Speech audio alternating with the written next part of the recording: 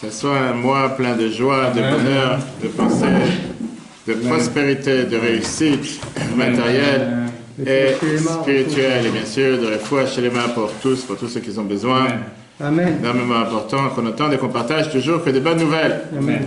Et donc, chers amis, aujourd'hui, on va rentrer dans la quête du sujet qui est comment pouvoir contrôler ses passions. Comment être capable de pouvoir contrôler ses désirs. Comment, si on peut dire, sanctifier la pensée. Comment agir sur la pensée. Comment être capable de contrôler ce qu'on pense. Ou bien, on va dire que non, la pensée, c'est quelque chose qu'on ne peut pas contrôler, c'est quelque chose qui ne dépend pas de nous, c'est quelque chose qui n'est pas dans nos mains, qu'on n'a pas vraiment la capacité de contrôler. Et pourquoi ce sujet ce soir? Parce que la paracha de cette semaine nous parle de la mitzvah connue, la mitzvah des tefillin. Le fait de mettre des tefillin tous les jours. Et c'est une mitzvah très intéressante. Bonsoir notre cher Fabrice, Chodesh Tov à tous. Que ce soit un mois plein de joie, plein de bonheur et plein de santé. On va voir que ça ne concerne pas seulement les hommes, ça concerne aussi les femmes, ça concerne aussi tout le monde. Parce qu'on a tous le devoir de contrôler nos pensées. Et comme j'ai dit tout à l'heure, la question c'est comment contrôler les pensées, comment sanctifier la pensée. Alors vous allez me dire quel rapport ça a avec les tefillin. On va rentrer dans le vif du sujet, on va voir comment c'est tellement riche. C'est une mitzvah qu'on fait tous les jours et pas forcément qu'on pense à toutes les conséquences qu'on peut arriver avec les tefillin. Alors c'est vrai que quand tu t'assois parfois dans l'avion, dans un train, mettre les tefillin, et les gens te demandent c'est quoi ces boîtes noires. C'est vrai que chaque avion aujourd'hui il a des boîtes noires, mais c'est beaucoup plus que les boîtes noires, c'est beaucoup plus profond, ça a un sens et une explication merveilleuse. Et c'est pour ça que j'ai dit ce soir ce qu'on va apprendre, on va essayer de voyager ensemble, comprendre comment contrôler ses passions, comment surmonter ses passions, comment faire en sorte de pouvoir ne pas céder à la tentation.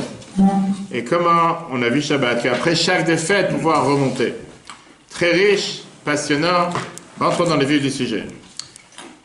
Comment, on sait très bien que quand on met les tefillin, on a l'habitude en général de dire, de penser à consacrer son cœur et consacrer sa tête au service de Dieu. C'est la raison pourquoi on a une boîte noire sur la main, face au cœur et sur la tête. Mais la réalité, est-ce que je peux contrôler mon cœur? Est-ce que je peux contrôler mes passions? Est-ce que je peux contrôler mes désirs? Un fantasme. Il y a des gens qui passent devant une boulangerie, ils voient un très bon gâteau. Déjà envie. Ça ne veut pas forcément dire qu'ils vont le manger.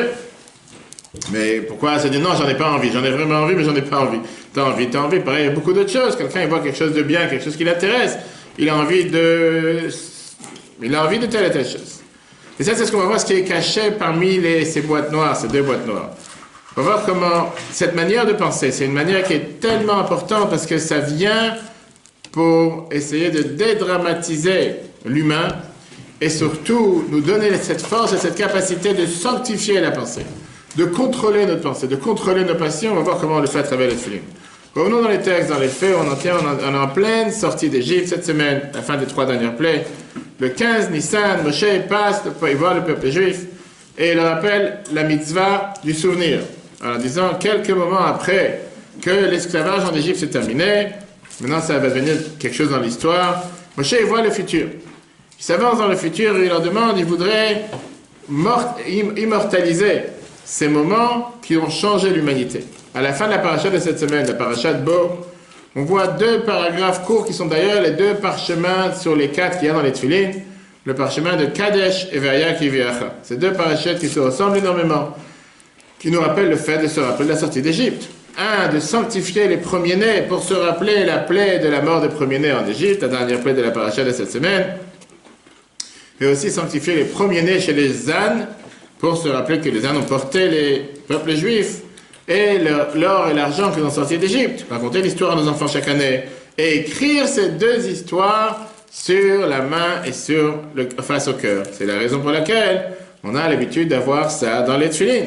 La première mitzvah, la première paracha, le premier parchemin, c'est un parchemin qui s'adresse à l'enfant qui ne s'est pas posé de questions. Veigata levitra, on en parle ça dans la Haggadah de Pessah.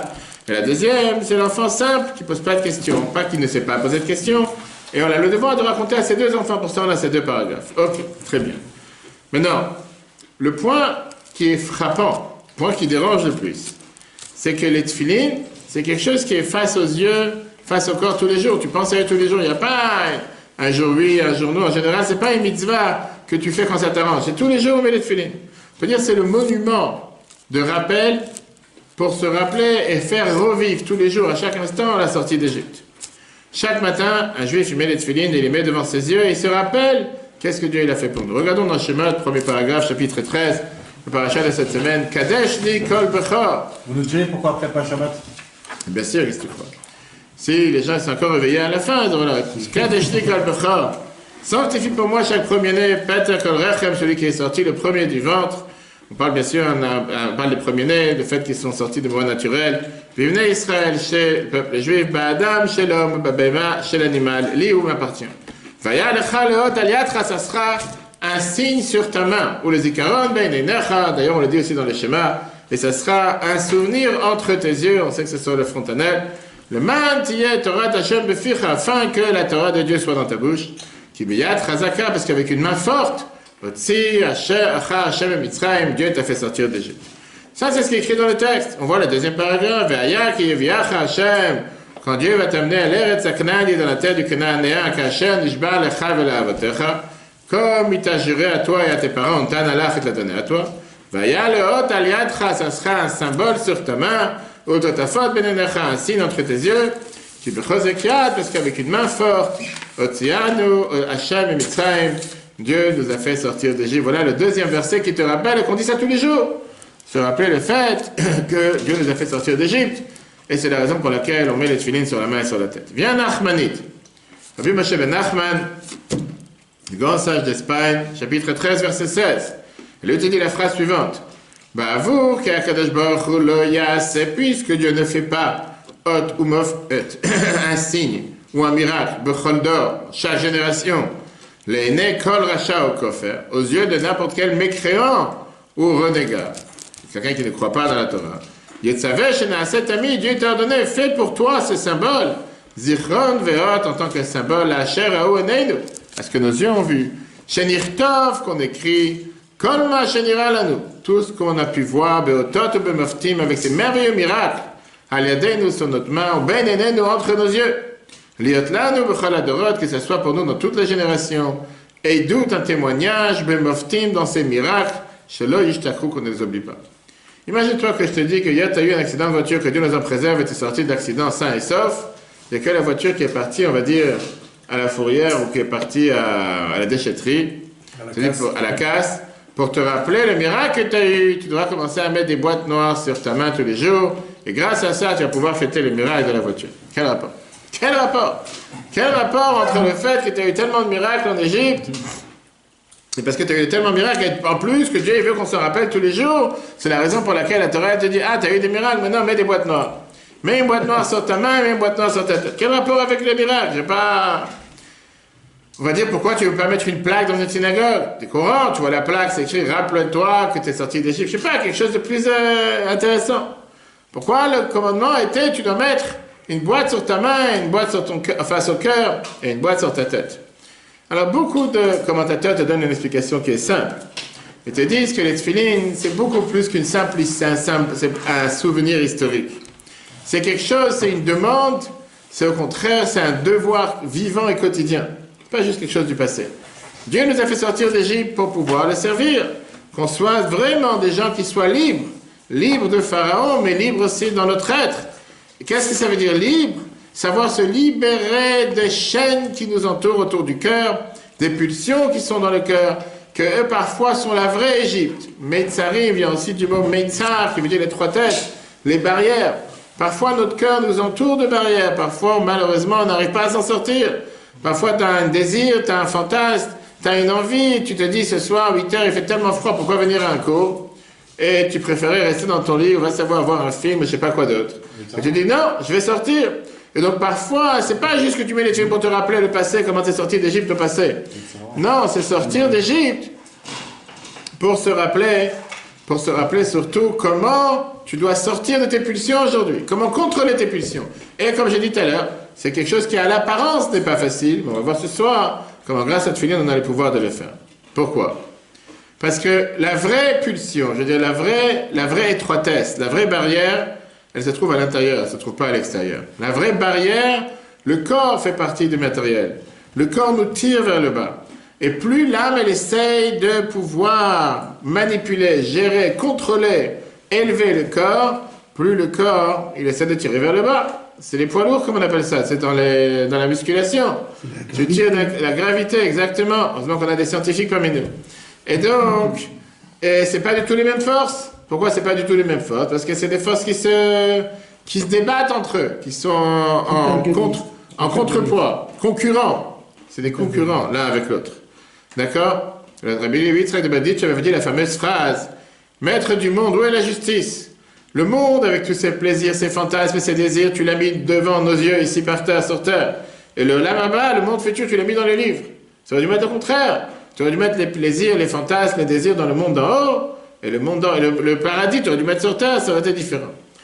Regardez la raison pour laquelle Nachmani nous dit que les tefillin, c'est l'âme nucléaire que Dieu nous a donnée pour l'âme divine. C'est ce qu'on appelle pas les antibiotiques, c'est les probiotiques. Qu'est-ce que ça veut dire? C'est ce qui réveille les microbes positifs qui est à l'intérieur de chacun d'entre nous, qui donne la force à l'âme de pouvoir repousser les pulsions, les fantasmes, les désirs matériels qui sont parfois encerclés dans le cœur et qui ne nous laissent pas s'en sortir. Grâce au tefillin, on peut s'en sortir. Regardez comment Ramban nous dit ça, Nachmanide, le Kacher. Quand il voudra, Yirtzeh Elokim, quand Dieu voudra. Je dis quand Dieu il décidera et quand Dieu il voudra, Be'am Beyachid, dans le peuple ou par un individu. Ve'yasei Ma'em, en fait, il va faire avec eux un miracle. Be'shinui Minagosh Elolam, en changeant la conduite du monde. Enfin, Dieu va vouloir faire une chose pareille ici. À ce moment-là, Yidbarer Bitul Habitat Araot, automatiquement, va pouvoir annuler toutes les mauvaises habitudes, toutes les mauvaises idées. Kamofet Anivla, parce que ce merveilleux miracle, Boresh Yesh Eloham Elokal. Dieu, le monde, il y a un Dieu. Et le Dieu qui est sur terre, on a vu ça longuement la semaine dernière, qu'on peut revoir sur l'application Etorah H, sur Google et Apple et Spotify. Mechacho, Dieu le renouvelle à chaque instant. Veyodea, il le connaît au Mashgiach Hakol et il surveille et il survole chaque chose. C'est le drone.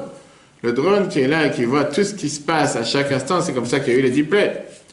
En deux mots, ce miracle vient calmer, vient tranquilliser le mauvais penchant. Et c'est ça qui est, d'ailleurs, la première phrase qui est écrite dans le code de loi juive quand on met les tefillin, que le devoir de mettre les tefillin, c'est de se rappeler l'unité de Dieu. On a le devoir de se penser à ça. C'est écrit dans les siddur. Tous les matins, quand on met les tefillin, on doit penser à ça. Se rappeler l'unité de Dieu. Le fait que Dieu nous a fait sortir d'Égypte. Se rappeler les miracles qu'il a fait avec nous. Pour consacrer notre âme qui est dans le cerveau, et les pulsions et les désirs qu'il y a dans le cœur au service de Dieu. Ça, c'est le but des tefillin. Un exemple que la Gemara nous raconte, la Gemara Menachot, page 44, nous raconte sur comment la sortie d'Égypte vient affaiblir les mauvais désirs, les désirs et les envies. La Gemara nous raconte qu'il y a une fois un habit des tzitzit, que même les tzitzit, Dieu il a fait pour sortir d'Égypte. Il y avait une fois une personne qui l'a entendu sur une fauteuse de Rome qui prenait beaucoup d'argent pour salaire, pour ses prestations. Dès qu'il a enlevé ses habits, il a vu que les tzitzit, ils ont commencé à voler sur sa figure. Là, il a essayé de se ressaisir en se disant comment je peux faire une chose pareille. Alors elle s'est dit, mais pourquoi tu t'arrêtes? Qu'est-ce qui se passe? Qu'est-ce que tu as trouvé de moche en moi? Et la Gemara nous dit, comme quoi il a dit, je me suis rappelé que dans les tzitzit, c'est écrit 2 fois, Ni Hachem, je suis Dieu, ton Dieu qui t'a fait sortir d'Égypte. Je suis Dieu qui va se payer de ceux qui font des choses mauvaises. Et je suis Dieu qui va te donner des récompenses, celui qui fait des choses bien. Elle n'a pas lâché l'affaire jusqu'à qu'elle s'est convertie et elle a distribué tout son argent aux pauvres. Comme ça, la Gemara nous raconte. On voit comment les tzitzit ont pu faire revenir quelqu'un aussi dans le bon chemin. Le Sefer HaChinuch, le mitzvah 420 qui nous donne l'explication de qu'est-ce que sont les mitzvot, c'est dit comme ça. Adam Bioto Baal Chom, l'homme, il est créé à partir du matériel, matière grossière. Automatiquement, il machère, c'est tout à fait normal qu'il est attiré par les plaisirs. Ça c'est la nature de toute la matière grossière. Le verkesh kolanot, d'avoir tous les plaisirs qui peuvent exister. Puisque l'âme, elle réside sur la frontière où il y a ce plaisir matériel. Et l'âme, elle est rechoka, elle est loin du ciel, puisque l'âme, au final, elle est à l'intérieur du corps. Parfois, elle n'a pas la possibilité de se battre contre le corps. L'âme, elle est toujours parfois soumise aux désirs et aux instincts du corps. C'est le corps qui dirige. Tu vois pas l'âme, tu ressens pas l'âme. La reine, c'est pour ça, qu'est-ce qu'il doit faire? Elle a besoin d'avoir beaucoup de garde du corps. Société, sécurité privée. de tous ses mauvais voisins. Peine, de peur que le corps va se lever contre l'âme, il va la tuer. Il va totalement l'assimiler, il va totalement la faire disparaître. Dieu nous a donné des gardes du corps pour protéger cette âme. Par exemple, on va mettre 4 tzitzit, quatre fois dans les 4 coins de notre habit. Mezuzah bepitrenu, la mezuzah à nos portes. Tfilin beyadenu, bereshenu, les tfilin dans nos mains et dans nos têtes. L'inspirer, nous, pour nous rappeler, qu'est-ce qu'on dit dans les schémas tous les jours, 3 fois par jour? Shelonatur, achareh neinu, qu'on va pas courir derrière nos yeux, veyetzem, marchevot, libenu derrière le désir de notre corps, de notre cœur. Automatiquement, on a ces garde-fous, ou ces garde-feux, comme on appelle ça, qui viennent et qui te mettent cette alarme. Il ne faut pas faire des bêtises. C'est comme que parfois tu as la voiture, aujourd'hui les nouveaux systèmes de voiture, que c'est fatigant plus qu'autre chose, que dès que tu te rapproches d'une autre voiture, elle freine sans te demander ton avis. C'est quoi cette bêtise? Des fois tu sursautes, tu n'as même pas attendu. Qu'est-ce que tu freines? J'ai vu qu'il y a l'autre voiture. Non. Parce qu'il s'imagine que tu es en train de dormir et que tu n'as pas vu la voiture qui arrive. Il te fait sursauter. Des fois, il te crée des dégâts plus qu'autre chose. C'est un garde-fou. Enlève-moi cette bêtise. Je sais qu'il faut freiner, c'est une voiture. C'est comme ça. L'idée des tefilines, c'est quoi alors? De créer cette harmonie entre le cœur et la tête. Numéro 1. D'avoir un homme parfait qui ne va pas parler haut et fort sur la pudeur, sur les relations interdites, etc., mais qui va avoir aussi un bon cœur, un cœur pur. Il ne va pas se suffire que le monde extérieur est propre, mais il va surtout garder un monde intérieur raffiné. Pas seulement qu'il s'empêche de faire une mauvaise action, mais il n'a même pas ce désir et ce fantasme à l'intérieur de lui. Il n'est pas attiré par ça. Et pour ça, un merveilleux exemple. Écoutez bien cet exemple. Pourquoi c'est important de contrôler ses pulsions? Et voilà, le rabbi précédent, il a raconté une fois une merveilleuse histoire. Le précédent, c'était quelqu'un qui pouvait te raconter des métaphores dans les mémoires d'un rabbi précédent, dans ses écrits. C'est tellement riche, des fois tu peux te délecter, comme on dit. C'est le meilleur livre à lire. Il dit qu'il y avait le roi de Pologne. Il a écouté qu'il y avait un repas à manger juif qui était très spécial. Les juifs, ils ont la tafina, le tchanlet. Il a entendu que les juifs, ils servent Shabbat du tchanlet avec du kishke. Kishke, c'est quoi? C'est ce tuyau d'intestin qui est rempli parfois de légumes, qui est parfois rempli de viande, etc. Du boyau, pardon. Du boyau. C'est du krasban. Je sais pas comment tu appelles ça? Du krasban. Krasban? Bien sûr. Ok, d'accord. Très bien. Maintenant, il a envoyé son chef à la maison du Rav pour lui demander « Apprends-moi les secrets du métier. J'ai entendu que c'est un bon plat, j'ai envie de manger. » Le chef rentre dans la cuisine, il regarde comment la femme du rabbin, la rabbinite, elle prépare le plat. Et voir comment elle prend les intestins du bœuf, comment elle les fait rentrer à l'intérieur de la pâte, de la viande, comment elle met des épices, et comment elle met dans le boyau, elle le met sur le feu. Il a noté les quantités de viande, il a noté les épices, et il rentre au palais. Le chef, écoutez bien, le chef, il rentre au palais, il fait exactement ce qu'il a appris, et il ramène ce boyau plein sur la table du roi. En plein festin avec le roi, il était en train de déjeuner avec les plus grands planteurs du pays. Mais là, le roi, il commence à goûter le boyau, qu'est-ce qui se passe? Il est presque en train de s'évanouir, il vomit. Presque en train de il commence à... D'abord, ça sentait une odeur terrible, une odeur pas possible. Il ne peut pas supporter ni l'odeur, ni le goût. Il fait, mais qu'est-ce que tu m'as amené sur la table? Le chef, il n'arrive pas à comprendre. Il fait, j'ai fait exactement ce que j'ai appris. Et je vois pas, je me suis trompé, je vois pas où j'ai pu faire une erreur. Il court chez la maison du rabbin. Et il voit qu'il a fait exactement ce qu'on lui a demandé de faire. Il a suivi les règles. Et tu suis un livre de cuisine. Tu suis la recette exactement. Mais il a oublié une action critique, vitale, dans la cuisson. C'est quoi l'action critique vitale? Il n'a pas nettoyé les boyaux, il n'a pas nettoyé l'intestin avant de servir. Avant de mettre à l'intérieur la viande et les épices, il a gardé comme il était avec toutes les saletés à l'intérieur, et là il a tout rempli. C'est comme on dit, on a parlé la semaine dernière des ânes, des khmar. Il y a des gens que si tu leur as pas dit chaque détail, il n'a pas compris qu'est-ce que tu veux que je te fasse. Il n'a pas compris, il n'a pas réfléchi. En deux mots, pas seulement que la viande et les épices n'ont pas aidé pour le goût, mais ces ordures et ces déchets qu'il y avait à l'intérieur, ça a sali encore plus, ça a abîmé la viande et les épices, etc. C'est quoi le rapport? La question n'est pas qu'est-ce que nous faisons. La question, elle est qu'est-ce que nous aspirons à être. Tout le monde peut faire le même geste. Tout le monde peut mettre la mitzvah, tout le monde peut mettre des tefilines. Mais qu'est-ce que tu as dans ton cœur pendant que tu mets les tefilines? Est-ce que tu es en train de penser à quel film tu as vu avant ou pendant ou après? Le monde dans lequel nous sommes, c'est un monde qui est plein de plaisir, désir, parfois bas, grossier, matériel, jalousie, haine. Quel est le sens que tu es en train de faire? Qu'est-ce que tu cherches à faire? Combien l'action que tu fais vient refléter qui tu es réellement? Est-ce que c'est une simple action automate parce que tu as été formaté de cette manière et c'est pour ça que tu l'as fait? Ou bien à l'intérieur de toi, tu t'es travaillé, tu t'es purifié de l'intérieur? Et ça, c'est l'idée d'être fini. L'idée d'être fini, c'est de reformater la personne, de purifier la personne de l'intérieur. Ça ne suffit pas d'avoir l'être fini sur la tête. On dit, la fameuse phrase que la Gemara nous rappelle que quand les non-juifs ils vont voir que tu as les tefilines sur la tête, ils vont avoir peur de toi. La Bible avait parlé de cette phrase quand il y a eu la guerre des séjours, de mettre les tefilines à tous les soldats, que comme ça, ils ont... La Gemara te dit, hey, le tefilin sheberosh, ça c'est les tefilines qu'il y a dans la tête, pas les tefilines qu'il y a sur la tête. Mais sur la tête, c'est aussi une chose, d'accord?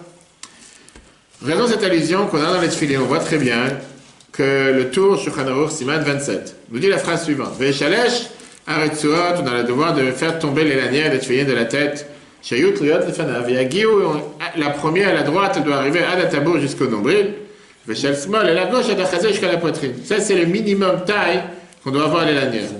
Ve'yesh amrim, il y en a qui disent shel yamin, du côté droit, ça doit arriver ad amila jusqu'à la circoncision, l'endroit où on fait la circoncision, ve'smol, et la gauche, à la tabour jusqu'au nombril. Ça veut dire que les tefilines, ils viennent ici avec une idée d'élever la personne, d'essayer de synchroniser la personne dans son ensemble, de penser correctement, de vouloir faire les choses correctes et d'amener la pureté jusqu'à dans l'action. Alors, comme j'ai dit tout à l'heure, ça c'est un bon idéal. C'est ce que tout le monde aspire à être. Mais au final, tu vas dans la rue, tu vois la publicité d'un yaourt, mais c'est pas le yaourt pour tout le monde. C'est la femme avec son maquillage ou son décolleté, on va savoir quoi d'autre, qui est en train de manger le yaourt. Quel rapport cette femme avec le yaourt? Quel rapport cette femme avec cette voiture? Pourquoi partout tu dois avoir des choses que je suis pas enrichi, ça m'intéresse pas. Tu veux me vendre une publicité sur un portable, pourquoi tu dois mettre la femme qui tient le portable? Parce que tu sais que tu vas mettre un homme qui tient le portable, il va pas se vendre. Si tu mets que le yaourt, ça attire pas l'attention. Ça attire pas l'attention. Ça c'est le problème, ça te montre comment grossier et bas dans le monde dans lequel nous vivons. Comment concrètement tu peux réellement contrôler ton penchant et comment tu peux mettre un frein hydraulique à tes pensées, à tes sentiments et à tes passions. On sait très bien que la nature humaine, c'est que l'œil voit, le cœur aspire, jusqu'à ce que la Gemara te dit. Et une Adam, on va tout de suite voir la Gemara, va me battre à Passion 64. Il n'y a pas un être humain qui est sauvé chaque jour de penser à faire un mauvais péché. On pense tous les jours, on a des mauvaises pensées.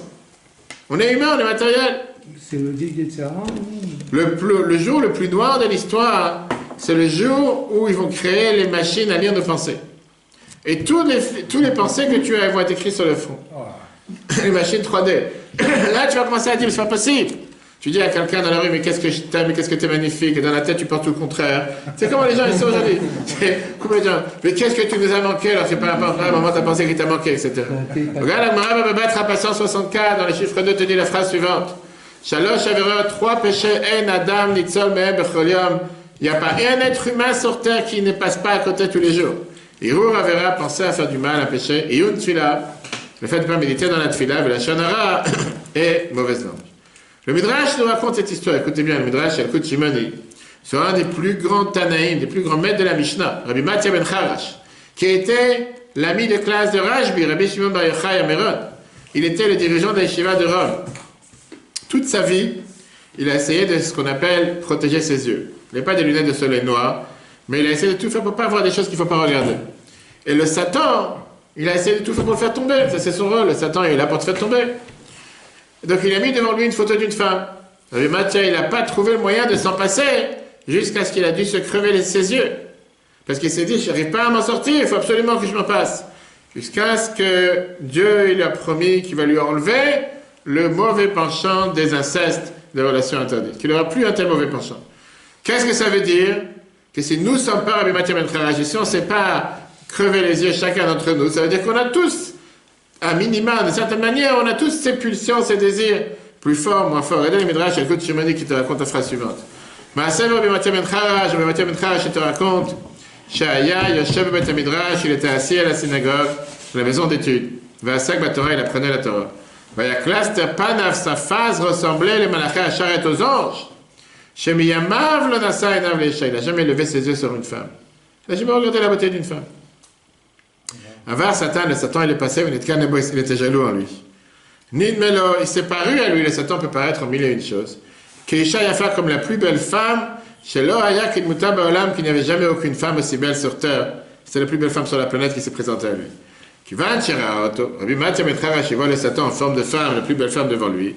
Afin Panav Lachorav, il a tourné sa tête à l'arrière. Bav Amad al Smalo, le Satan s'est mis sur sa gauche. Afin Panav Liamin, il s'est tourné à droite. Ayam il t'aperçoit le Mikolza, comme ça, il joue à cache-cache, comme on dit. Amar, il a dit, Mitiariani, j'ai peur. Shemaet Gaber Allah Yetzera, de peur que mon mauvais penchant va me jouer des tours, comme on dit. Et vu l'homme Masmerim, il lui a amené des clous. Montana Benav, et il s'est cloué les yeux, comme ça, il ne peut plus voir. Kivan Sheraha, Satan, car quand le Satan, il a vu une chose pareille, Midrash, et Kotioni nous raconte, il dit, Zaza, il a tremblé. Penafal et Achor est tombé en arrière. Car Akadosh Baruch Hu le Raphaël, Akadosh Baruch Hu, Dieu, il a amené l'ange Raphaël. Amar, il lui a dit, Lech le rappel, Rabbi Matia Metrach, va guérir. Rabbi Matia Metrach. Il l'a guéri. Matia, il lui a dit, Anicheni, laisse-moi tranquille, Macha, Yas, qu'il y a eu, avait.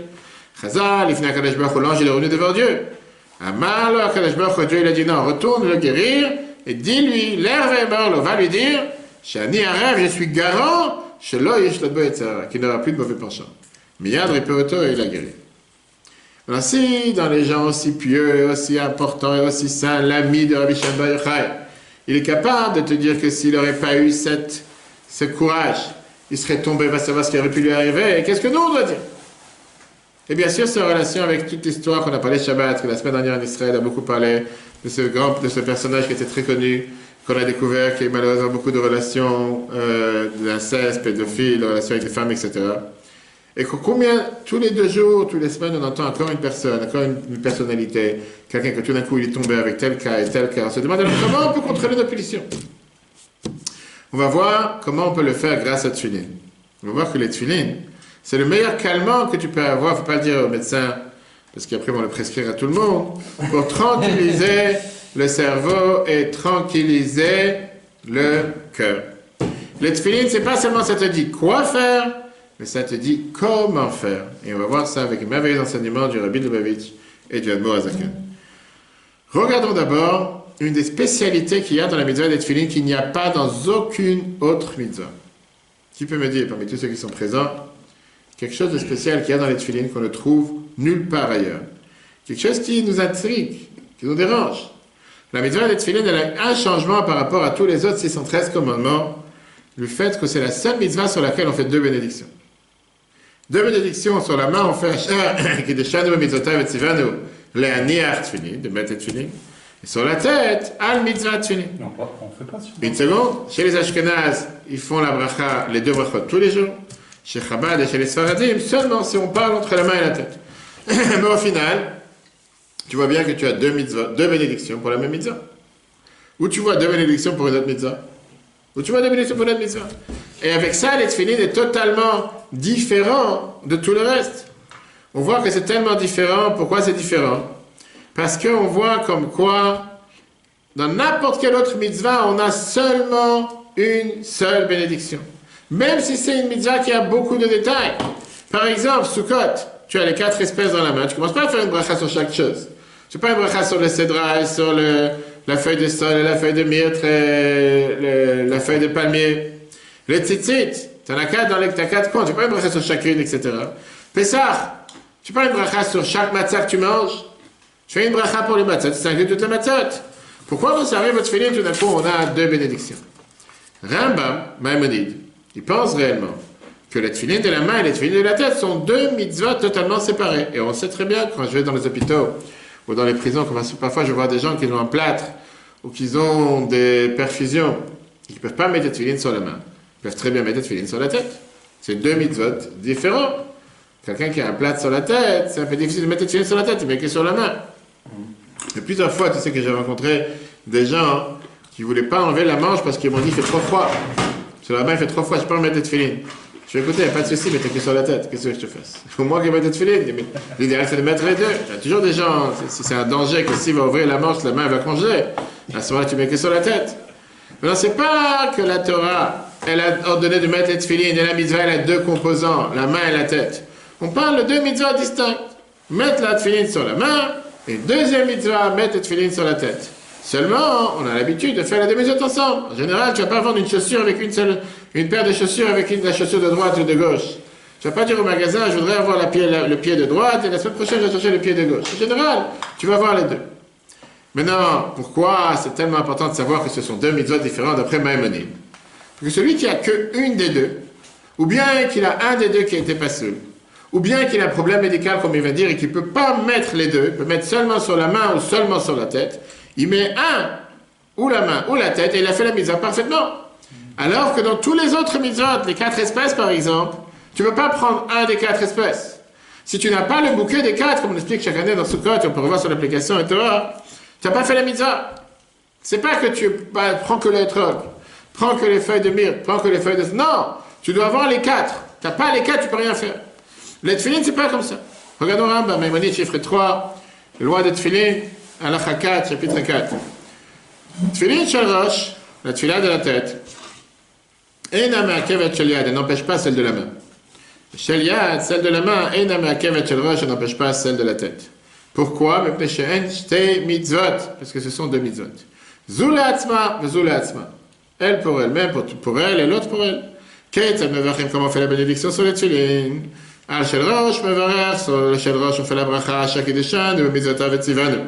Al mitzvah tefilin, on fait la bracha sur la mitzvah de tefilin, al shel yad, et sur la main, mevarach, on fait la bénédiction, à shakideshan, de mitzvotav et tzivanu, lehaniach tefilin, de mettre les tefilin. Quand est-ce qu'on fait ces deux bénédictions chez Niachachat même? Quand il met une des deux. Avalim, Niachten, quand tu mets les deux. Mevarach, bracha achat, la niach tefilin. Rambam, c'est aussi pour les Sfaradim. On sait très bien qu'on l'a dit tout à l'heure que chez les Sfaradim et chez Chabad, on fait seulement une bénédiction pour les deux, sauf si on n'a pas l'entre les deux. Viens Nachmanit. Rabbi Moshe ben Nachman. Il te dit, il y a quelque chose que je ne comprends pas. Pourquoi les tefilin sont différents de toutes les autres mitzvot? Rambam lui-même, il te dit dans son livre des mitzvot, à Sefer mitzvot, que quand la mitzvah elle a le même sens, elle est considérée, elle est calculée comme une seule mitzvah, même si elle a plusieurs détails. Regardons comment Rambam il te pose la question. On est tous d'accord que les tefilin, ils ont seulement un seul sujet. Chez Kolma, chez Katoub Bazé, Katoub Bazé. C'est très bien que les 4 parchemins qu'on a dans la tête, découplés en 4, ils sont tous ensemble, dans la main, en un seul parchemin. C'est exactement les mêmes parchemins, les mêmes paragraphes. Le man, c'est quoi le but des tefilin, comme on vient de voir? Le man, tiyeh, Torah, Hashem, befinu, afin qu'on ait la Torah de Dieu dans notre bouche, que neged alev face au cœur, ve'amoach face au cerveau, mishkalat machava, au reine de la pensée. Ou que dit vrai Rambam Atzmo, Sham, et te dit, regarde, c'est ce que le Rambam lui-même te dit. Kvar idbar lecha, je t'ai déjà expliqué. Shafilu achalakim, she'eina me'agvim zeh, même les parties qui n'empêchent pas l'un à l'autre, parmi miyu mitzvah achad, néanmoins ils sont considérés comme une seule mitzvah, que she'yeh anyan echad, comme le sujet, il sera un seul sujet.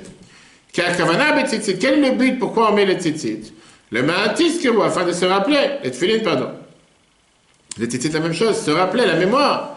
Fait la reine, et c'est pour ça qu'Allah la davar mechayev les ikaron, mitzvah achatimne. La règle, elle est que quand tu as une mitzvah qui a un seul but, même s'il y a plusieurs détails dans la mitzvah, ça ne m'intéresse pas de savoir qu'il y a des détails, c'est considéré une seule mitzvah. Donc là, on a un problème avec les tefilin, que malgré que ça a le même but, la même notion, la même idée, pourquoi elle est découplée en deux? Pourquoi on doit avoir et la main et la tête? On est bien obligé de dire que les tefilin te font passer ici un message fondamental. Comment consacrer son cœur et consacrer son cerveau. Mais il y a une énorme différence entre la manière que tu contrôles ton cœur et la manière comment tu contrôles ton cerveau. Et puisqu'on a une différence entre les deux, c'est la raison pour laquelle on a besoin d'avoir les deux. Et un tefilin face au cœur et une face au cerveau. Le Rabbi voit ça dans le verset qu'on dit plusieurs fois par jour. Alors écoutez, Sichot 39, page 24, Rabbi te dit clairement. Regardez qu'est-ce qu'on dit tous les jours, comme j'ai dit plusieurs fois, parfois on prie, on dit des phrases dans la prière, on ne pense pas vraiment à ce qu'on dit. Il te dit comme ça. Neymar Bepassou, c'est écrit dans le verset, Ukshatam leot al yadech. Ça, tu l'attacheras en tant que symbole sur ta main. Vehayu, et ils seront, le totafot, en tant que symbole, ben edech entre tes yeux. Quelle est la différence? Quelle est la nuance? Dans les tefilin de la main, mitzvah yakshira alayad. Dans les tefilin de la main, la mitzvah, c'est l'attacher sur la main. D'ailleurs, certains ont l'habitude d'ouvrir le nœud tous les jours et de resserrer le nœud, de serrer la boucle, etc. Veillez le tefilin shel rosh. Dans la roche, on ne touche pas au nœud. On pose. Ve'ayou, liot à la roche, que ça soit sur la tête. La main, on dit que tu devras faire une shira, tu devras attacher. La tête, c'est écrit, ça sera sur la tête. Chez Yemoun Arshab, qui va chez Belchaliad, la mitzvah yak shira, puisque pour la main, la mitzvah, c'est de l'attacher. Donc la mitzvah, elle est faite quand? Berega shira, quand tu attaches. Tfilin shel roche, tfilin de la tête. Chez la mitzvah, ou chez Yemoun Achim, al roche, la mitzvah, elle est qui soit posée sur la tête. Nimsa de chol rega, verega, sheo, la bouche, me crée ma mitzvah. Chaque instant que tu as les tfilin sur la tête, tu fais la mitzvah. Qu'est-ce qui se passe ici? La Torah, elle n'est pas naïve. La Torah, elle te met pas ici elle te met pas ici des buts à atteindre qui sont totalement impossibles pour un être humain d'atteindre. Juste pour te donner un bon but ou quelque chose, une idée à laquelle tu peux essayer d'aspirer. La Torah, elle te donne ici une notion tellement riche. On ne te demande pas de changer ton corps, changer ton cœur. On ne te demande pas d'arrêter de désirer. On ne te demande pas de ne pas avoir de passion. On ne te demande pas de ne pas avoir de fantasmes. Ce qu'on te demande, sache mettre une barrière à ton cœur. Arrêtez de fantasmer. Tu n'es pas fait de pierre. Tu n'es pas fait de béton. Tu n'es pas un arbre. Tu n'es pas une plante. On te demande de savoir fermer la porte face au fantasme. Tu peux fantasmer, mais sache mettre une barrière. Et c'est ce qu'on appelle la deuxième pensée, qui veut dire la première pensée, tu ne peux pas l'arrêter. Tu passes devant cette boulangerie, devant ce restaurant, devant quoi que ce soit, tu as un désir, tu as une envie, ok. Automatiquement, le cœur t'envoie un signal. J'aurais voulu, je voudrais. Mais là, la deuxième pensée, avant de passer à l'acte, avant de dire, je vais le faire, arrête-toi. Savoir mettre une barrière entre la connaissance et le désir. Ne pas laisser la passion être dominante sur notre connaissance, sur notre intellect. Et la meilleure manière de pouvoir faire une chose pareille, c'est d'échanger une pensée contre une autre pensée. Quand tu as une pensée négative dans la tête, et après que tu l'as détectée, tu l'as, comme aujourd'hui, avec les rayons X, tu es capable de pouvoir détecter, ça c'est un problème, dis-toi, elle n'a pas le droit d'être dominante, j'arrête de penser à ça, je pense à autre chose, à quelque chose de positif. Contrôler ses yeux. Et par ça, c'est pas seulement les yeux, c'est la pensée surtout. Effacer la pensée, tu ne pourras pas. La changer contre la pensée, tu peux. Comme la Torah le dit, que la pensée, c'est quelque chose qui agit à 24. Tu as le choix d'arrêter de penser à quelque chose de négatif, pense à quelque chose de positif. Et automatiquement, puisque tu ne peux pas avoir deux pensées au même moment, tu penseras à quelque chose de positif. Le Zakan, il explique ça de manière merveilleuse dans le Tanya, chapitre 3 et 4. On en tient maintenant au chapitre 48 sur l'application et Torah. On peut voir ça sur l'application encore une fois. Le cœur fait partie de l'âme. C'est très dur de pouvoir contrôler son cœur et le changer. L'essentiel de l'âme animale, c'est quoi? C'est les traits de caractère. Et c'est pour ça que l'âme animale, elle est pleine de passion et de désir. Mais la pensée, c'est comme un habit à l'âme. Comment l'âme s'exprime? Par la pensée, la parole et l'action. Elle est beaucoup plus loin que la centrale de l'âme. Et donc, c'est un habit qu'on peut changer. Très bien. On demande à un juif, le cœur fonctionne, mais la tête est capable de mettre ce qu'on appelle une barrière. Et même les histoires, un juif qui est arrivé une fois chez le Maguide de Mezrich, et il se plaint qu'il a énormément de pensées qui lui dérangent son cerveau, il fait des cauchemars. Il voit Jean-Claude, il fait des cauchemars, va savoir. Et il n'arrive pas à enlever ses pensées. Il a des pensées noires. Tu as des gens qui sortent dans la rue en Seine-et-Marne le soir, il fait noir, ils commencent à voir tout noir. Il ne voit pas de lumière. Le mari, il lui a dit, va voir mon élève, Rabbi Zev, Vov de Jetomir. J'ai eu la chance d'être plusieurs fois. Et lui, il va te dire comment contrôler tes pensées. Il arrive à Jetomir la nuit, il tape à la porte, personne ne lui répond. Mais il entend derrière la porte qu'il y a du bruit dans la maison. Il y a des gens, il y a quelqu'un, il y a du bruit, il y a quelque chose. Et néanmoins, personne ne lui répond. Il fait très froid. Il commence à congeler, il fait froid la nuit. Surtout en Ukraine, à l'époque en Russie, il est obligé d'entrer dans la maison. Il commence à taper fort en disant, je suis en train de congeler. Mais la porte, elle n'ouvre pas. Après quelque temps, quand il était près sur le point de désespoir, la porte, elle s'ouvre et Rabbi Zev, il est à la porte. La première des choses qu'il lui dit, je voulais t'enseigner une leçon. Que nous sommes les seuls qui peuvent décider qu'est-ce qu'on laisse rentrer. C'est dans tes mains. Tu ne veux pas dire que ce n'est pas dans tes mains. À quoi ça ressemble?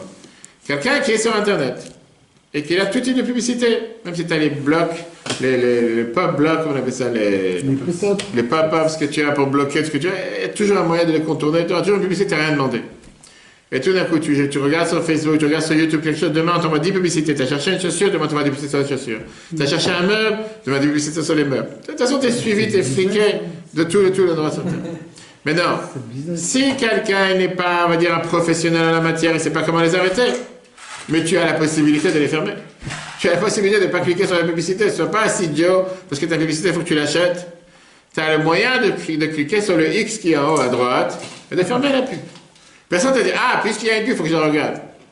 Ça, c'est une des choses qu'on apprend dans le time management, comment gérer son temps. Que quand tu te dis ce matin, tu vas faire A, B, C, il ne va pas faire autre chose. Tout d'un coup, le courrier, il arrive.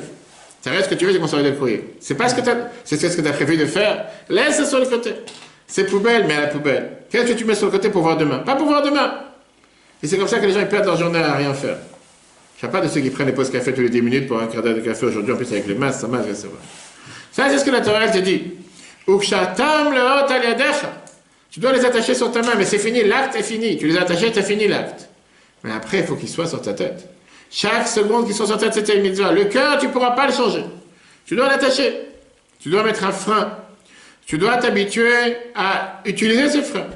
Et si les plaquettes de frein sont usées, tu vas les changer. Mais la pensée, tu peux faire en sorte qu'à ce moment-là, elle soit comme un symbole entre tes yeux. La sainteté, la pureté doit rester entre tes yeux. Il y avait un chassid, Rabbi Moshe Chaim Alperovitch, qui disait qu'il peut comprendre que quelqu'un a dit une mauvaise parole, colportage, rapporté, mauvaise langue. Pourquoi? Parce que son ami lui a parlé mal et il a honte de ne pas lui répondre. Il fait, mais la pensée, comment tu peux justifier que tu as une mauvaise pensée? Il fait, la pensée, tu peux contrôler. Ta pensée, c'est entre toi-même. Comme j'ai dit tout à l'heure, tu as une mauvaise pensée qui arrive, on ne peut pas t'en vouloir. On est humain, on peut avoir cette mauvaise pensée négative. Switch. Une fois que tu as cette mauvaise pensée qui arrive, tu passes à une bonne pensée. Pensée positive. La Torah te passe ici une leçon, mais qui est tellement riche. Tellement riche pour chacun d'entre nous. Ne te sens pas mal. Ne te fais pas des soucis. Ne te rabaisse pas. Ne pense pas que tu es quelqu'un qui est sale, qui est un hypocrite, qui est un menteur, qui est faussé, que tu t'éloignes, tu t'enfuis de toi-même. On vit sur cette planète. Ça, c'est la base de ce que le Tanya nous explique avec le Benoni, la personne intermédiaire. Ça, c'est, je veux dire, la personne classique que le Tanya a été dit, un Oved Hashem, quelqu'un qui sert Dieu. C'est comme ça qu'on sert Dieu. C'est quelqu'un qui est sans arrêt divisé, coupé entre la pensée et le désir, entre le désir, le fantasme et la pensée. Qu'est-ce qu'il devrait faire? Il est, on va dire, le Benoni de la manière la plus large, entre les habits extrêmes de la manière comment il devrait se comporter, et comment il a des désirs et des fantasmes matériels. Et ça, c'est le plus grand plaisir que ce Benoni, cet intermédiaire, donne à Dieu. La plus belle créature que Dieu a pu créer, d'être capable de surmonter ses passions, d'être capable d'amener de la lumière à l'endroit où il n'y en a pas, d'être capable de se dire, c'est pas grave si j'ai une mauvaise pensée pendant la prière, je suis humain, j'ai le droit d'avoir une mauvaise pensée j'ai le droit pendant la prière à penser à autre chose, mais la seconde après, je me ressaisis. C'est pas grave si j'ai voulu faire telle ou telle chose qu'il ne fallait pas faire. J'ai le droit d'avoir cette volonté. Je suis humain. Mais la force, c'est de se dire, alors j'ai eu cette volonté, c'est pas pour ça que je vais le faire. Oui, ce soir, je ne voulais pas venir au cours. Et néanmoins, je suis venu. Ah, comment tu peux oser de vouloir ne pas venir au cours? Oui, je suis humain, j'ai le droit de ne pas vouloir venir. Mais néanmoins, j'ai surmonté mes passions, mes épreuves et mes pulsions, je suis arrivé. Le Rabbi, il écrit ça dans le côté Sichot, page 28. Quand tu parles des attributs qu'il y a dans le cœur, ton cœur n'est pas dans tes mains. Transformer ton cœur, renverser ton cœur des désirs que tu as dans ce monde. À aimer Dieu sincèrement, tu ne commences pas à rêver. Tu n'es pas le plus grand saint sur terre. C'est pour ça, c'est pour ça qu'il n'y a pas de mitzvah de la main. Comment consacrer, comment asservir les plaisirs de son cœur chez Yemunach. La mitzvah de la main, c'est quoi? Juste les poser sur la main. C'est pas ça la mitzvah, c'est pas comme la tête. Kimrak, la mitzvah de la main, c'est attacher le tefillin à la main. Tu veux dire attacher ton cœur, forcer ton cœur. Lishnat alatzmo, savoir se contrôler. Ne pas sortir son plaisir, son désir de potentiel au concret. Ça, c'est pour le cœur. Savoir se contrôler. Quand tu parles de ton cerveau, le cerveau, il est dans la main de chacun d'entre nous. Tu peux méditer dans ton cerveau. Comme dans tout ce que tu désires. C'est pour ça que la mitzvah de la main, c'est juste qu'il soit posée dans la tête, tefilin shel rosh, chez Yemunach, qu'elle soit posée, ça veut dire, chez Yom Meshubad, Bofant Midi, la volonté d'être sans arrêt consacré au service de Dieu. Maintenant, le fait de pouvoir gérer ta pensée, c'est beaucoup plus important et beaucoup plus cardinal. Pourquoi? Parce que c'est pas seulement que tu peux gérer, contrôler ta pensée, tu peux contrôler le cœur, mais plus que ça. Parce que la pensée peut parfois trancher le sort. C'est celle qui va te placer à l'endroit où tu veux être. C'est la porte à ta personnalité. Et c'est une guerre que tu vas pouvoir manipuler. Que si tu réussis à manipuler cette guerre, tu vas pouvoir t'en sortir de beaucoup d'épreuves. Parce qu'un ennemi qui n'est pas rentré, on peut le contrôler facilement. Un ennemi qui est rentré, il va certainement sortir avec du butin. Un ennemi qui n'est pas rentré, c'est beaucoup plus facile de le contrôler. Le meilleur moyen de pouvoir surmonter une épreuve, c'est de ne pas y rentrer. Tu veux dire, au moment où tu as décidé de rentrer dans l'épreuve, de te mettre face à une épreuve, c'est presque une chronique sûre que tu vas avoir une certaine défaite.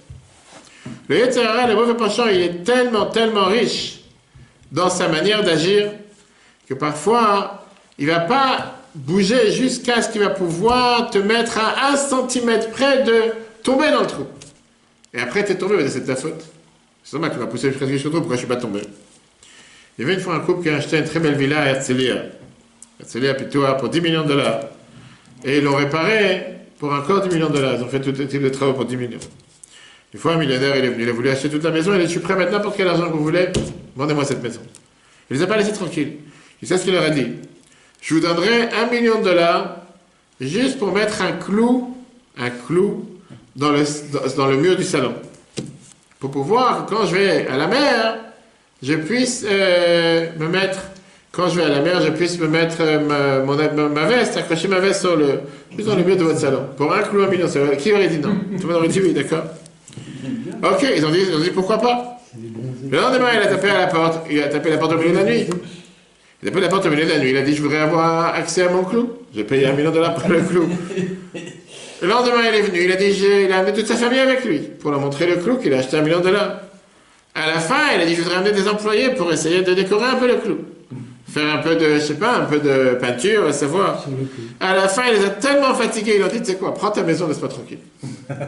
Mais il est rentré avec un clou, il n'est pas rentré avec autre chose. C'est exactement la même chose avec le mauvais penchant. Il est tellement puissant, c'est qu'il te rentre par une petite porte. Tu vas demander plus. Pas à la fin du monde, qu'est-ce qu'il y a si je ne suis pas venu au cours? Je suis venu en retard, je ne suis pas venu à l'heure. Qu'est-ce que j'ai? Je fais un péché, pas de péché, on a le droit d'être fatigué. Mais c'est par cette porte qui commence, c'est ça qui t'amène à la défaite totale. Et c'est pour ça que gérer ses pensées, c'est pas seulement pour arrêter tes pulsions de l'intérieur, mais c'est surtout pour arrêter les pulsions de l'extérieur. Quelqu'un d'intelligent, il va rentrer seulement dans un endroit qui sait qu'il pourra s'en sortir rapidement. Ça, c'est quelqu'un d'intelligent. Il ne va pas rentrer à un endroit où un intelligent, il est sorti de là-bas, pardon. Et c'est pour ça que quelqu'un d'intelligent, il s'accoutume, il s'habitue, qu'est-ce qu'il lit, qu'est-ce qu'il regarde. Et il fait attention de ne pas rentrer dans les endroits qui risquent de le mettre en danger face... Il risque de le mettre en danger, je ne sais pas qui c'est qui parle, mais c'est pas grave. Il ne va pas rentrer dans un endroit qui peut risquer de le mettre en danger. Il risque de mettre en danger la personne l'endroit dans lequel il est rentré. Il sait très bien que s'il rentre, il va forcément sortir. Tu rentres dans un magasin, Sephora, je ne sais pas quel autre magasin, tu vas sortir le parfum. Tu ne vas pas dire je suis pas parti chercher un parfum. Peu importe, tu auras toujours 10 000 personnes qui viennent. Vous ne voulez pas goûter ce parfum et te font sentir tel et tel, je parle par expérience. Tu vas sortir avec de l'odeur de parfum. Tu vas dire je ne suis pas sorti, je n'ai pas été touché. Tôt ou tard, tu vas être sorti. Et donc, depuis le départ, ne va pas te mettre dans un lieu que tu sais que tu vas finir par tomber.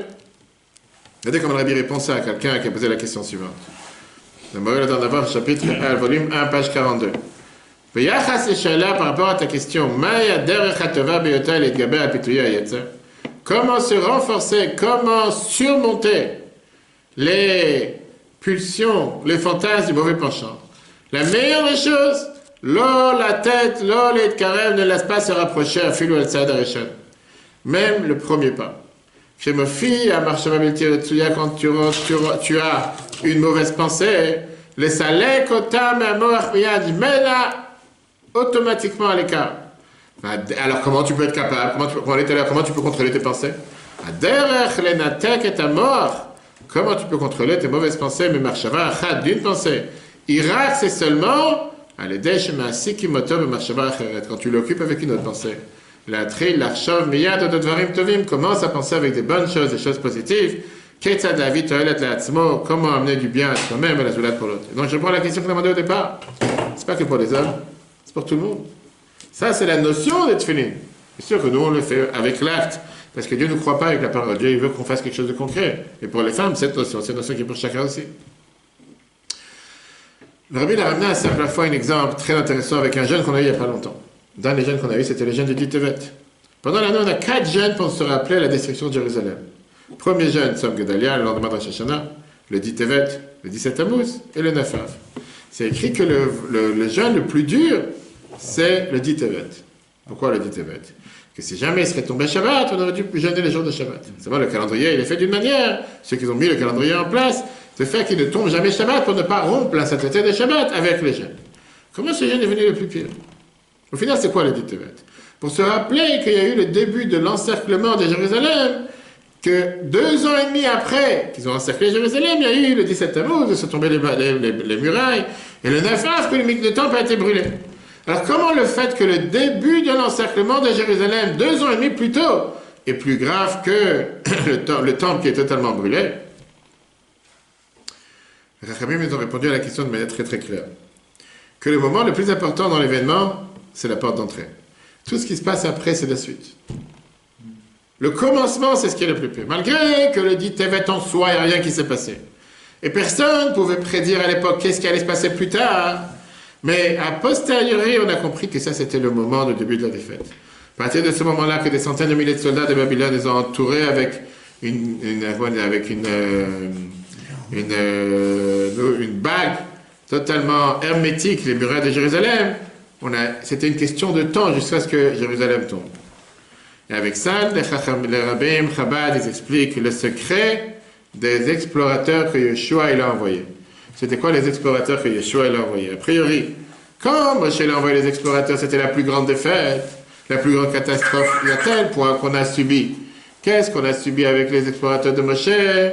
Qu'on n'est pas rentré en Israël pendant 40 ans à cause de ça. Comment Yeshua, son meilleur élève, a osé refaire la même bêtise? Envoyer aussi des explorateurs. Comment on comprend que les explorateurs de Yeshua, ils sont revenus de manière optimiste, différente des explorateurs de Moshe? Et la réponse, elle est, Moshe, il a décidé d'envoyer les explorateurs sur tout Israël. Et ça, c'est essayer de vouloir créer un nouveau juif qui est parfait dans tous ces domaines, le cerveau, les sentiments, le trait de caractère. Et ça, c'est tombé, parce qu'on n'est pas capable de faire une chose pareille. Yeshua, il a envoyé des explorateurs dans un seul endroit, Jéricho, qui était la porte d'entrée de Jérusalem, qui était l'endroit Jéricho. En 2 mots, c'était la porte d'entrée par laquelle on gère le cerveau, la pensée, la parole et l'action. Ça, c'est quelque chose que tout le monde peut faire. Et c'est comme on va tout de suite voir. Tu peux toujours prendre des bonnes résolutions de nouvel an. Peut-être aujourd'hui, je vais perdre 50 kilos, je vais faire 2 heures de sport par jour, je vais venir tous les Shabbats pendant 3 heures. Ça va commencer à arriver. Pas commencer à faire des fantasmes que tu sais que le moment où tu as pris cette bonne résolution, tu n'as pas pensé un instant qu'elle est capable de faire. Prends quelque chose que tu sais que tu peux faire. Va sur un détail, va sur un point. Dis-toi, ce point-là, au lieu de venir tous les Shabbats, 10 minutes en retard, je venais 10 minutes plus tôt. Au lieu de venir parler pendant un quart d'heure, je vais parler pendant 10 minutes. Moi, je ne vais pas parler. C'est très bien que tu ne vas pas pouvoir pas parler. Tu es fait pour parler. Parle 5 minutes, 10 minutes. Le reste, je contrôlais. Je n'ai pas visé personne, qu'on ne dise pas des bêtises. Jusqu'à là, c'était ce qu'on appelle les doliprane qu'on a pris. Comment essayer de contrôler l'ennemi avant qu'il arrive à l'intérieur. Mais la réalité, elle est, combien tu peux tirer sur un élastique avant qu'il crève? Combien tu peux essayer de te battre avec l'ennemi avant qu'il rentre? La réalité, elle est, comment tu peux te battre? Et à un moment, tu es fatigué, tu en as marre de te battre. Regarde, moi, dans le Tanya, il te dit dans le chapitre 6, c'est vrai que contrôler la pensée, c'est le premier, ça veut dire c'est le premier secours. Mais un juif, il est obligé aussi de faire quelque chose pour travailler son cœur. Même s'il va avoir une réussite partielle, chaque pas qui avance, c'est une autre victoire. Le cœur, c'est ce que tu penses. Le cœur, il est influencé du cerveau. Comme il te dit dans le Tanya, que le cerveau, c'est la source de tous les traits de caractère. Il dit au cœur quoi aimer. Il dit qu'est-ce que ça vaut la peine de désirer, de vouloir. C'est pour ça qu'on a un devoir de travailler sur notre cerveau, d'élever notre cerveau, de remplir notre tête avec la sagesse de Dieu. À ce moment-là, le cœur, il s'élève aussi. Plus ta tête, elle est remplie, plus tu n'as pas une tête vide, pleine d'ordures, plus tu n'auras pas des mauvaises pensées. Plus ta tête elle est pleine de bonnes pensées, de bonnes choses. C'est pour ça que la Bible conseille plus de personnes de lire des livres d'histoire de tzadikim avant de dormir, de faire des psaumes avant de dormir, peu importe, de remplir sa tête avec du positif. Automatiquement, tu t'éloignes des choses négatives. Donc si tu veux avoir des médicaments à long terme, pas à court terme, des impacts à long terme, tu dois investir ta tête dans l'étude de la Torah, et particulièrement la Chassidoute. Comme ça, ton cerveau, il goûte au plaisir de qu'est-ce que Dieu est sur terre. Et à ce moment-là, c'est beaucoup plus facile d'entraîner le cœur avec toi. Maintenant, terminerons avec une merveilleuse histoire qu'a raconté le Rav Yoel Kahn. Et c'est Tzaddik, il avait un oncle qui s'appelait Yossele, comme moi. Il appelait l'oncle Yossele, Yosef. Un vendredi, il est entré au mikvé pour aller se tremper pour Shabbat, et comme tous les juifs, en général, les gens qui vont au mikvé commencent à raconter toute l'histoire de grand-mère. Ils commencent à voir tout ce qui s'est passé dans la semaine, et toutes les nouvelles, et commencent à papoter. Les gens, c'est des concierges par excellence. Dès qu'ils rencontrent quelqu'un, ils doivent faire le tour du monde.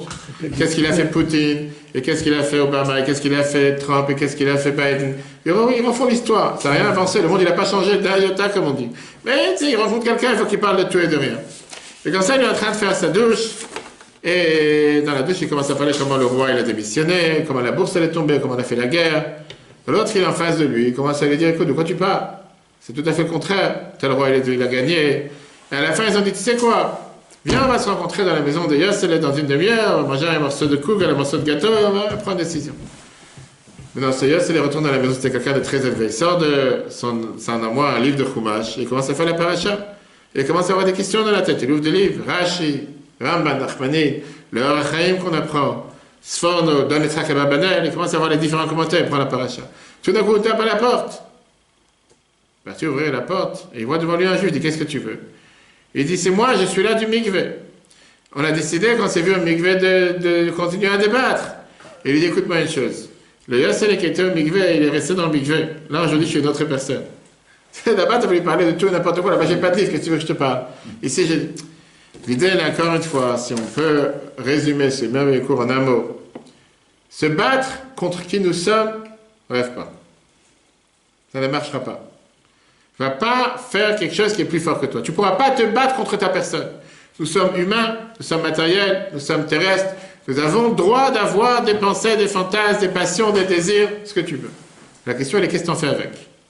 Est-ce que tu te dis, puisque cette pensée m'est arrivée dans la tête, ou puisque cette pub est venue sur mon ordi, il faut que je clique dessus, et en plus que je remplis mes coordonnées bancaires, parce qu'il faut que je l'achète et tu n'as jamais reçu ce que tu as commandé, mais il fallait que je commande, parce que c'est devenu.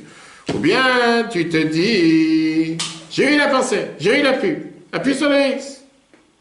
Pas le rayon X. Appuie sur le X et efface cette pensée. De l'autre côté, comme on l'a dit, à la fin, tu peux te dire, tu peux t'en lasser de travailler, tu peux t'en lasser de te fatiguer, tu peux te dire, j'en ai marre de me battre. À la fin, tu crèves. Pour ça, tu as le meilleur médicament, c'est pas de prendre un Tylenol quand tu as eu froid ou un Doliprane quand tu as eu froid, mais d'avoir ce qu'on appelle les vitamines à long terme.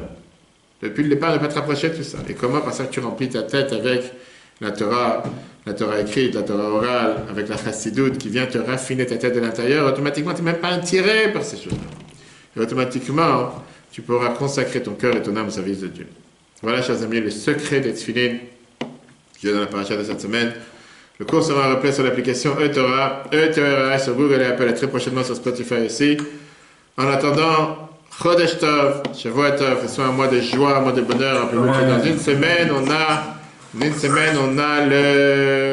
l'Ilula du Rabbi précédent, Yudjvat, mercredi, et bien sûr, le jour où le Rabbi est devenu Rabbi, le 10 Shvat, un jour très important, plein de sources de bénédiction, et dans 2 semaines, lundi soir, on fête ici tout 8 Shvat.